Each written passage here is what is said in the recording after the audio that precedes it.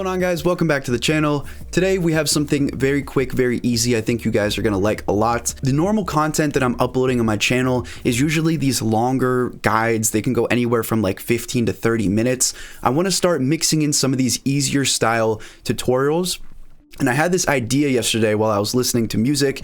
I was on Spotify and I saw this Spotify mini visualizer here. If you scroll through some of your songs, you'll notice that some of them are just album covers. Some of them have these little mobile visualizers. Whether it's on Spotify or on YouTube or wherever, it's a great way for newer editors, or maybe you're a music artist and you're just looking for some quick tips to build your own brand. Or this is something that's extremely easy that can onboard a lot of newer people to this kind of software, as opposed to, again, some of my longer in-depth guides that I love to make. So what I want you guys to do is comment down below if there's any specific visualizer that you guys have seen that you want to see a tutorial on, whether you're on Spotify or, again, just some YouTube easy visualizer. We're gonna pump out some of these quick under 10-minute tutorials. Let's get right into the tutorial. As always, slap a like on the video if you do enjoy. It helps me a huge amount with the YouTube algorithm. If you're looking for any tools for video editing or 3D, check out my website down below, MediaMonopoly.co. This is going to be 3 simple steps. Step number 1 is isolate. We're going to use our masking tools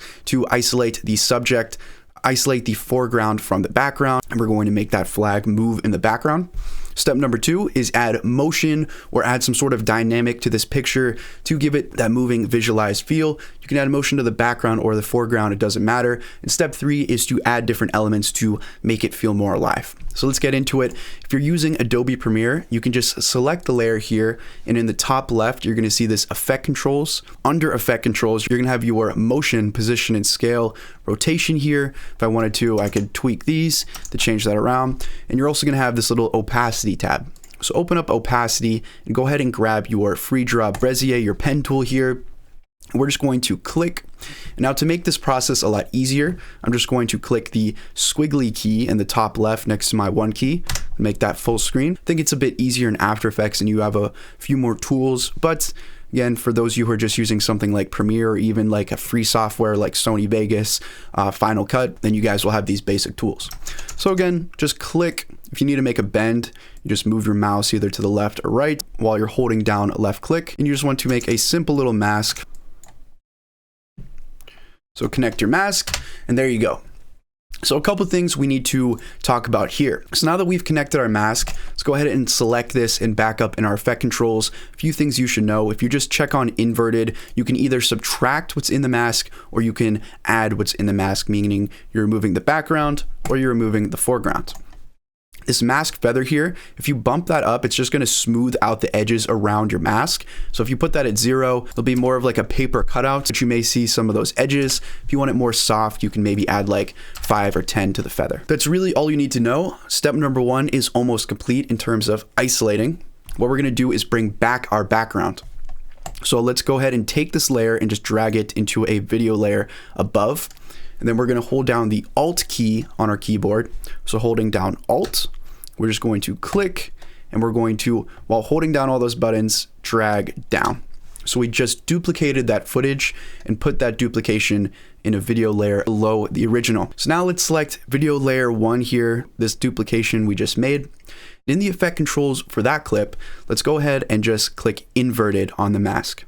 Like that. So now everything goes back to normal, but what we've essentially done here is we've cut up this layer into 2, and each of these layers is isolating a different part. So if that sounds complicated, just know this top layer, if we hide and toggle the visibility, this top layer is our foreground, and if we hide the visibility, this is our background with the foreground removed. So now we can add different things to each of the layers without changing the entire thing. For example, if I move this, again, you're going to see the cutout, but I'm able to transform or add any sort of keyframe animation. So we've successfully isolated just using some simple masking. Now let's go ahead and add some motion like in our example here. We have this looping flag moving in the background. We're going to search for the offset effect. So under distort, you're gonna have offset. If you're not seeing this effects tab here, it depends on your workspace. If you guys go to window workspaces, I'm in the color workspace. So I have all these panels here. If you're in the editing or effects workspace, you might see your effects search bar over on the right.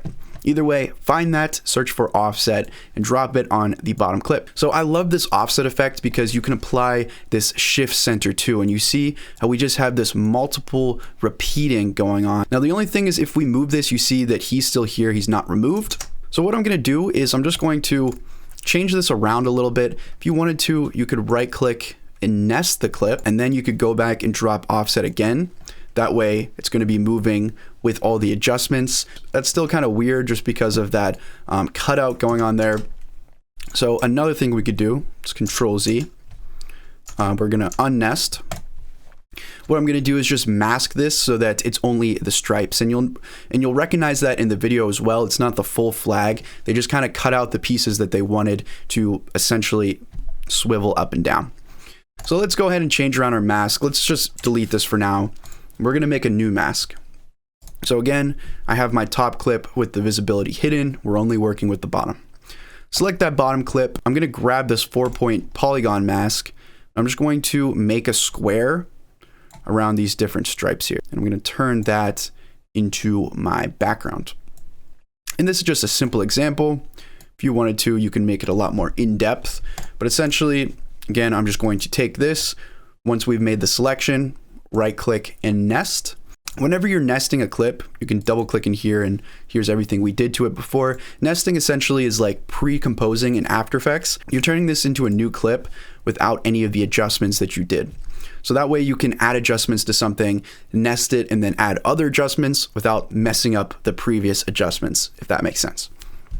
On this nested clip, I'm just going to scale it up a little bit and try and position it so that's like in the center. To get rid of these black edges on the sides, I'm just going to change the sequence size so that it fits mobile a little bit better. Again, this was meant to be viewed on a phone screen. If you guys are working with YouTube, you could keep it like this, but either way, I'm going to go to sequence settings.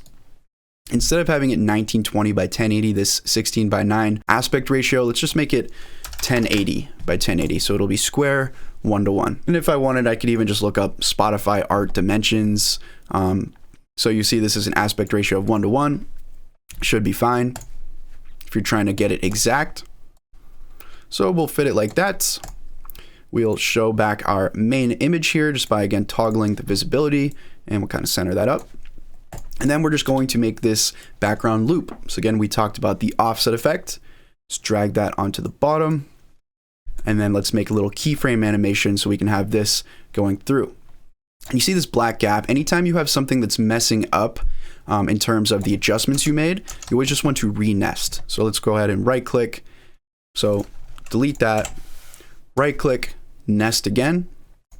Now we add the offset, and you'll see whenever we shift it, it's just going to be a nice seamless loop. So when in doubt, just nest the clip if, again, you were adjustments or messing things up. So now let's go ahead and add the animation so that it repeatedly just does this. So we're going to start at the beginning. We're going to keyframe in our effect controls in the top left here, the shift center 2 for offset. We're going to drag, let's maybe make this 10 seconds, and then we're just going to crank this value. You guys can mess around with the timing. You'll see here's the 2 keyframes we made. Let's give it a play. Is that too fast or too slow? If it's too slow, you want to drag the keyframe in. It'll be a bit faster. And if it's too fast, you want to drag it out. Something like that looks pretty nice, easy, seamless. This is something, again, you can literally do within 5 minutes.